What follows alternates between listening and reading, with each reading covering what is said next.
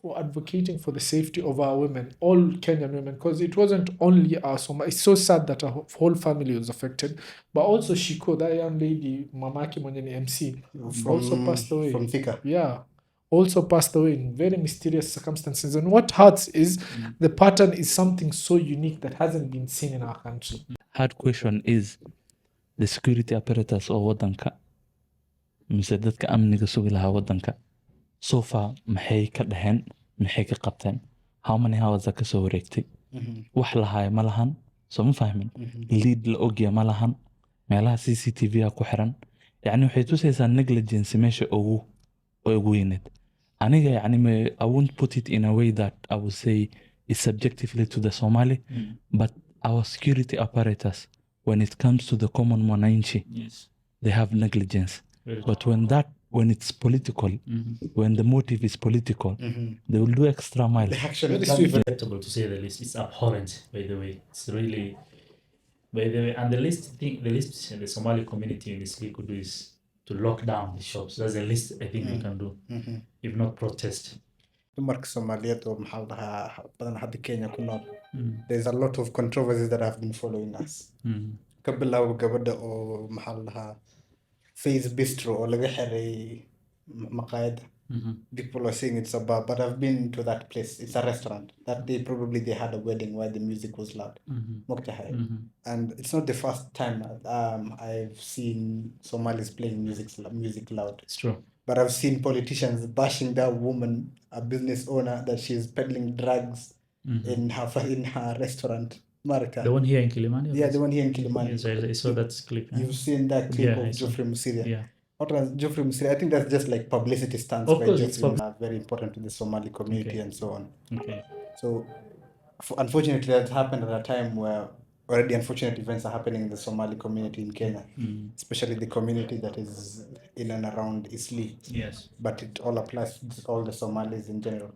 Yes. And at the current state of the country, the height of insecurity is like heavy. Yeah. And all of you guys have seen. And you've seen today the members of the public from Eastleigh have closed down their shops in retaliation or in response to the gruesome murders that has happened to one particular family. There have been many theories around the death of that lady. The one which I've seen on social media, on Twitter, it was that it was an act of vengeance. Okay. And people were saying that that woman is married into a family with where the husband has two wives. And this is something that is being orchestrated by the first wife. I feel whatever the theories are, the sad thing about this is that we live in a state that has laws, that has a security apparatus that is there to protect the common mwananchi. But for a 12-year-old girl, a 22-year-old girl to be taken from their premise, to disappear and then to be found in such a horrific state, it's unacceptable. Yes, very true. And as we're healthcare providers, we are the ones who stand at the precipice to fight against death. We are anti-death dealers. Yes, it's true. Anti-death dealers, that's a nice way to put us. So we should be at the front line for advocating for proper security and for advocating for the safety of our women, all Kenyan women, because it wasn't only our Somali. It's so sad that our whole family was affected, but also Shiko, that young lady, Mamaki Mwenye MC, also passed away. From Thika. Yeah, also passed away in very mysterious circumstances. And what hurts is the pattern is something so unique that hasn't been seen in our country. A country that has bred us all with love and nurture. True. To be losing our women in such horrific circumstances, it's unacceptable. And the people who should first speak about it is us men. It's very true. Dr. It's unacceptable to say the least. It's abhorrent, by the way. It's really, by the way, and the least the Somali community in Eastleigh could do is to lock down the shops. That's the least I think we can do, if not protest. So as Dr. said, as healthcare workers, I think we can do maybe a community outreach. We leave the comforts of our home, and then we maybe go and address the security apparatus of the country. That is when, of course, it's not only the Somali community that can suffer something like that, but when it is the Somali community, why is it such in that brutal manner? you know, is really unacceptable. I woke up to this news today and I didn't delve into it much of it, but as Daktari told us today, is really unacceptable. That's the least we can say about it. And I really hope we get to a point where, as Mohammed, the former journalist of Al Jazeera, Mohammed Ado, you remember that documentary he made? He said, "We are not yet Kenyans." Imagine we are Somalis, we are born into this country, we are not yet Kenyans. We are not proudly Kenyans because of how we suffer, because of how everything that's happening and surfacing towards the Somali community. So I really hope you're going to get It shouldn't be. We have a whole region Yes, of Northeastern exactly. Imagine. that we are part of this country. We're part of Exactly. parcel. Whether whoever who doesn't like it or not, we are part of this country. We're part of this country. We are involved in its growth and development. We love Exactly. this country. Mm. We aren't here to beg or to ask for our part in the cake. We are part of the cake. We are part of it, yeah. True. And I feel it's so sad that now our sisters, our wives, our mothers are in a state of fear in their own country and in their own neighborhoods, where it should be the opposite. Like, this is a land of freedom in Africa and East Africa, and it should be a beacon of happiness and security.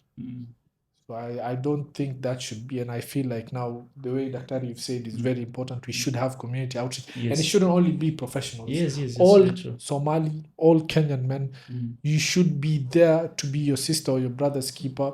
And it shouldn't be just like your immediate surrounding. You should take care of the women you find and you don't know. Like, you should protect. Shouldn't be just because you have a connection with the person, That's true. be it blood or not blood. You should protect the women of our society because they are like the basic social structure in our society. Absolutely. You know, one thing Jalan lahayn na ogaado is what is going through the minds of gabdhaha walaalaheen right now.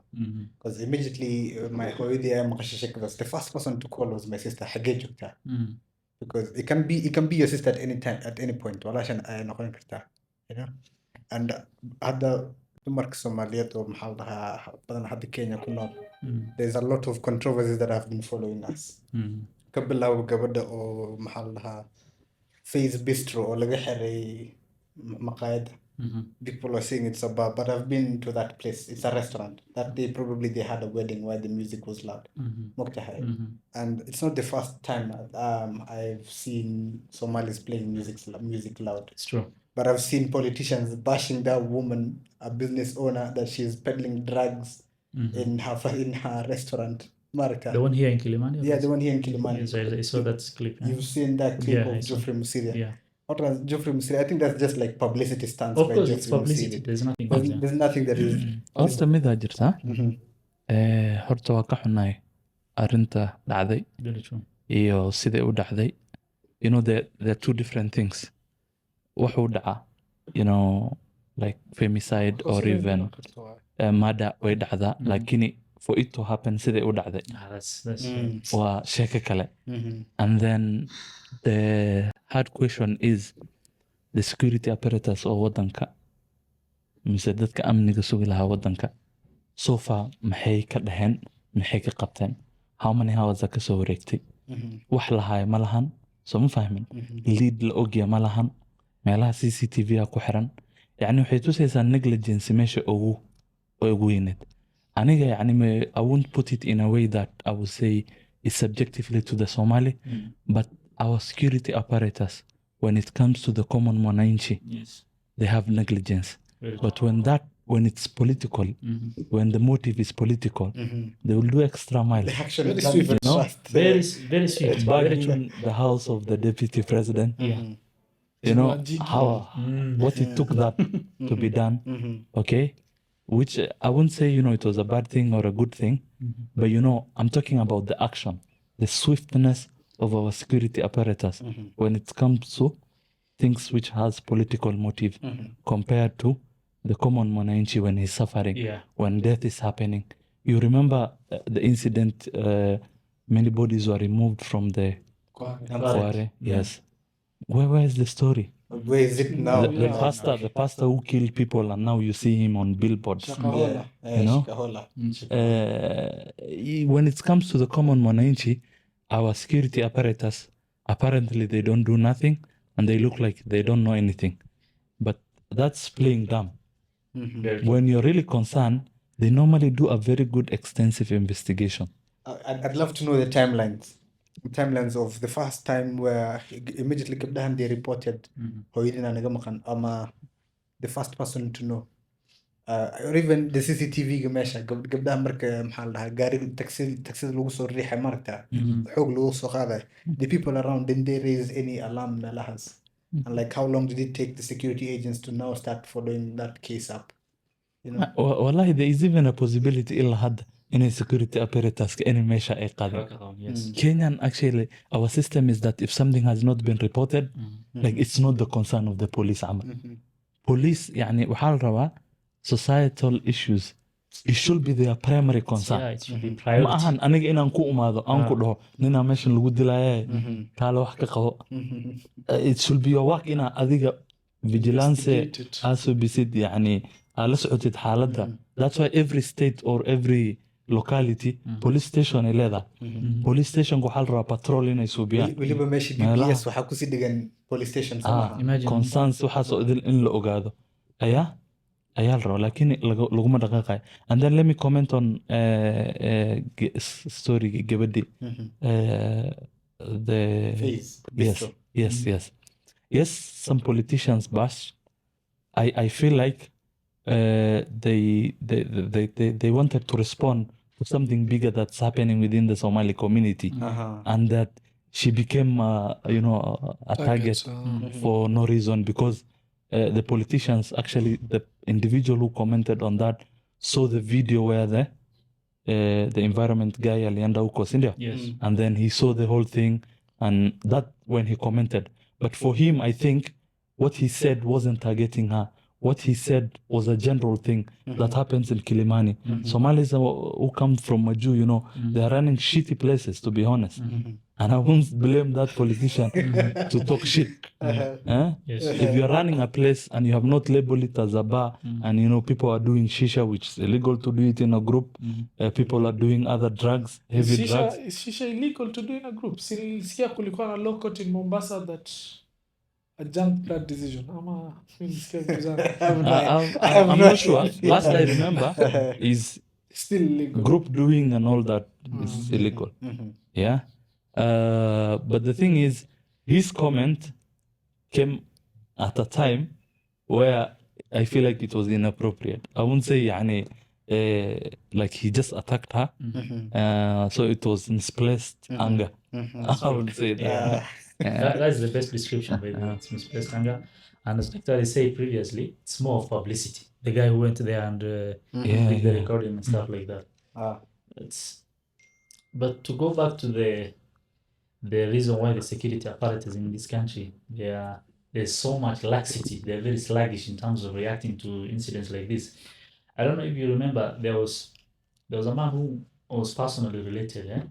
He disappeared a year ago. He was in his shop in Garissa County. So he just disappeared, and everybody thought that he was killed and extrajudicial killing or whatever. Such stories were in social media. But then again, it took what is her name, Khair, the nominated. Yeah. It took parliamentary action for it to be surfaced and for it to be in the news that so and so and so is missing. And I ask myself, is it now that because the person is Somali, that once something like that, an incident like the killing that we've just seen, the brutal killing, that it is not immediately surfaced and it's not part of the news immediately, it has to be taken to the parliament, or a member of parliament has to talk about it for it to be a topic. I want to speculate something. Let me speculate on this. Okay. Majority of these killings have happened a few months after the cabinet has been reshuffled. Oh. Okay. After the cabinet has been reshuffled. And we know that the current head of intelligence and security apparatus in the country are ethnically, they're Kenyans, but they're of Somali ethnicity. Okay. What are they doing if their own people? You understand? Yeah, Like, I get the But logic, by the way, Yeah. Daktari, to respond to that, it's it's a wrong pretext with which the current president is using, that he has elected so many Somalis into his government, like in the intelligence, the DCI, the head of DCI, like I remember 5 different Somali are Hussein, I don't know what, Hussein somebody, the other guy. That is a wrong, I think, it's like he's trying to dupe the Somali community that, look, Yes. I've elected many of you. It's called giving the fire stick Yes, to the exactly. person. Yeah. And telling him, Psychology. why do you have fire? Yeah. So that we jump into that Pandora box, that we are protected now as Somali community. We have so many representatives in this government of Ruto. But then things are getting worse. I don't know. Tell you what you say to that, but It's wild. it's really surprising. What do you think? Me, especially on that point of like Somalis being the head of security docket, and insecurity is now rising in this country at this time. If anything, it has made things worse to me, to be honest. No, but I wouldn't blame. I There's wouldn't also blame one that thing. on them because There's- they aren't like the whole structure. They're only part Part of it, the yeah. structure. True. But there's one thing I will say is that Somalis by nature, and I don't know by attribute, they were involved in the security of the country Yes. since time immemorial. Yes, true. Even in police recruiting, if you see today, there are many Somalis on the line who want to be police officers. In the military, the same. Okay, in any docket of the security, the same. So, considering there is the hierarchy and the ability to rise in the hierarchy of police or administration, you will definitely expect them to be at the end of the line. True. You get my point, yeah? So the thing of it's not that abruptly Somalis from nowhere were taken from the streets and made in charge of security. Some of them, climbed the hierarchy of the chain. They earned their promotions. Yeah, they earned their promotions. Yes. And I think in one way, because of the bravery of the Somalis and the role they play in maintaining integrity, is why they are where they are. Okay, we didn't ended up in being the general of the army in Kenya. Around 20 years after the independence. Yes. That's not an easy thing to do. Okay, it's not that it's kind of tulitoka from nowhere and then we are taking over the security apparatus. What was the other good stereotype? Yeah. Because there are a lot of stereotypes towards the Somali Very people. much. A lot. And especially with that now, and then the Arrington, or people are saying Arrington Kilimani nightclubs. I've had a lot of sheikhs talk about it. When they say Kilimani nightclubs, which ones are they talking about in particular? Somali-owned Kilimani nightclubs, which one? Why don't you mention them? Yes. Some of them even are not business entities. These are compounds that are locked, bro. And I'm sure most of you are there. Even not any car can go in. Gari wal bameshi magili karo. Well, if you have not branded this place as a bar, we cannot even say you are a bar. Yes. Because tomorrow you will say it's not a bar. It's a restaurant. Yes. The restaurant. And I'm not talking about the case of Phase. We're not specifically targeting anyone. like she just caught herself Alipata strays. Yes. at a bad time. Her restaurant probably had a wedding at a wrong time. And the thing was reported. Mosiri And, and into a lap. Now we were trying to target those places that are doing the things that we're talking about. Akajipata hapo Hapo kwa- and she got the whip. Unfortunately. Yeah. Unfortunately. But I hope they do not close her business. I hope they don't It's close that business. temporarily closed by Nema. Temporarily. Yeah. Temporary, huh? Duale si alitoa leta. Ujaona Twitter? Duale But I think if it's temporarily. if alifungwa in the wrong context, if she follows the right protocol, Yeah, right she'll procedures get and back that. her place. Yeah. But I'm not saying that should be the end of everything. The government should do a manhunt of Kilimani, bro. The things that are done in Kilimani is shit. We work in healthcare facilities in Eastleigh and other places. They normally come to our facilities when they come from these places. And the state they're in, bro. Someone with a dilated pupil. Oh, unajua alikunywa nini? What people with dilated pupils? So Victoria is saying Faisal is kind of a scapegoat to what's happening here. Pfizer basically face bistro, experienced wrath of other people. Exactly. It's unlucky. It's It's a very unfortunate. unfortunate. Yeah, very It's unfortunate. But unfortunate. But- true, and yeah, it's getting out of hand. Yeah. Like there's certain levels, yes, mtu mwenye anaweza jiachilia, but I think now a generation kidogo tunajiachilia sana. But the problem is, what are we doing about it other than talking? What the sheikhs are doing in the mosque is just yapping about it. Yeah. What community initiatives have they started? Because like me, personally, and yeah, I have an issue with a lot of the shuyukhs in our country and in these mosques. Because like, for example, where I grew up in Akiba, Masjid Nur, that mosque does nothing for the youth of that area. I've lived there for like 20-something years.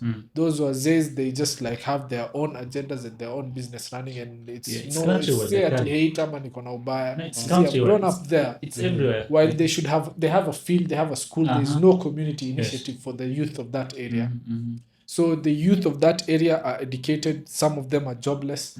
They might find other paths of escape that eventually lead to these side effects or these problems that Daktari and others deal with. Yes. But if these shuyukhs, other than yapping on the microphone saying like, oh, Kilimani nightclubs, then other than having kitabs at night, do proactive activities. Because Yes. when I was in South Sea, Masjid Salam used to do an event where they invite youth from every area representing a certain mosque. They have a certain competition, Quran competition, public speaking, football, and like they involve the youth. They don't do it anymore, but they used to involve us. So we used to love Masjid Salam. Yes. They don't do it anymore, but like involving the youth and all that. But now the youth are not involved with the adults and the elderly.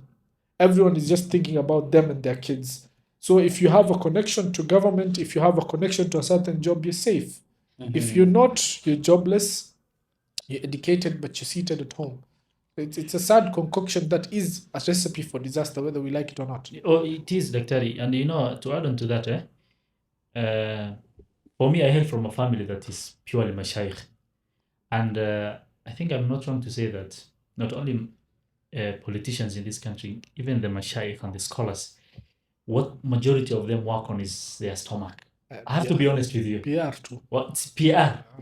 You see now, you see like for example, an Islamic center, a complete Islamic center. When you have the term or the word center somewhere, what is it supposed to represent in that community? It's not just to do tafsir in the masajid and teach the people the religion. Something like this to prevent things like this extrajudicial killing should start from this now. Community outreach. It should start from these scholars, these sheikhs. That listen, guys. Yes, the youth in this community. Let's mobilize. Let's try to reach out to the security apparatus. It should start from them actually. Exactly. But the problem is, you see a whole scholar. He comes to the masjid. He leads prayers. He reads out a kitab.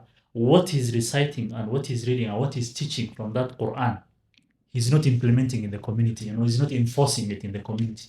So that's another problem that we have. I agree. In a way, we have abandoned the community. Yes, that is. Yes. We have really abandoned it. You know, I felt your pain when you Juzi, a friend called Gal Madido was here. He's a political scientist, and we were talking about how the non-Muslim and the non-Somali communities or the non-Northeastern communities, they embrace the young within themselves, and they actually promote the young minds amongst themselves.